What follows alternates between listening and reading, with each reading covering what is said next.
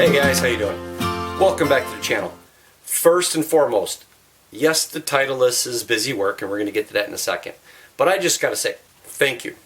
There's a bunch of you that have subscribed to my channel as of late, and it's amazing. Considering I just started this a few months ago, it's so cool to see, you know, the numbers expanding and such. So it's just awesome. So thanks. So for you that just stumbled across this channel by happenstance or whatever else, welcome aboard. Go back, check out some of the other videos. Make sure you always leave comments down below or any questions or anything like that. Hopefully I'm answering them quickly enough and well enough that you guys at least can lead you in a different direction. But today's video is busy work. I've got a couple of knives to work on. Two of them are 9-inch, or I should say the two I have to work on are 9-inch bush knives, full flat grinds, taper tangs. One's going to be an acid wash, one's going to have a 400 grit finish on it. One's going to be a production knife that's going to go up for sale soon, and the other one is going to be a gift or kind of a little something I got going with somebody else, but we'll get to that later on in the year. I'll let you guys know what's happening. So in the meantime, I thought I'd just take you along a little bit of the work here I'm doing in the shop, but also to say thanks to all of you that have recently subscribed. And well, we'll catch you at the end of this. Let's go.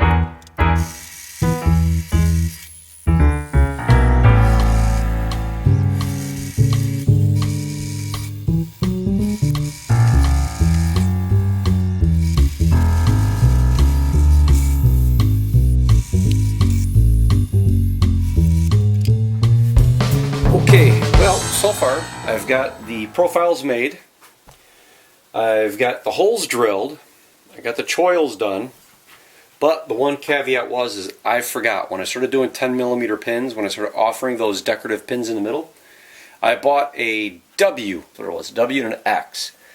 The X is bigger than 10mm, but just by like 0.08 of an inch or something. And the reason why is I can't buy a 10mm drill bit is because you need it just to be ever so larger than the actual pin so you could put a little bit of epoxy in it.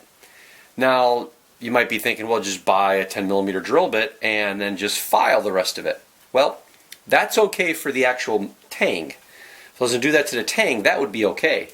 But you get in a little bit of a sticky situation when it becomes for the scales. You see, when you're dealing with the tang, you can have a little bit larger fudge room because the scales are going to get covered. You know, the scales are going to cover it.